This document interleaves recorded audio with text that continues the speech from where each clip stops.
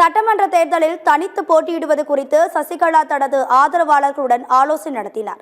இதில் அமமுகவின் மாணவியர் அணி செயலாளராக இருந்த ஜீவிதா நாச்சியார் சந்தித்து ஆதரவு தெரிவித்தார்.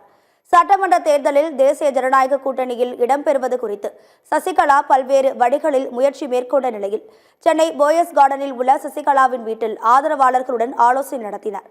அதிமுக அமமுகவில் அதிருப்தியில் உள்ளவர்களை ஒன்றிணைத்து வரும் தேர்தலில் தனித்து களமிறங்க திட்டமிட்டுள்ளதாக கூறப்படுகிறது. இந்நிலையில் மதுரையில் அமமுகவின் முகமாக அறியப்பட்ட ஜீவிதா நாச்சியார் சசிகலாவை சந்தித்து ஆதரவு தெரிவித்தார். மேலும் சட்டமன்ற தேர்தலில் சசிகலா சார்பில் மதுரை திருமங்கலம் தொகுதியில் ஜீவிதா போட்டியிடுவது குறித்து ஆலோசனை நடத்தினார்.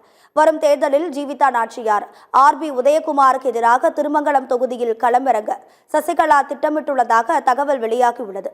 இது அதிமுகவுக்கும் அமமுகவுக்கும் புதிய நெருக்கடியாக அமைய வாய்ப்புள்ளது.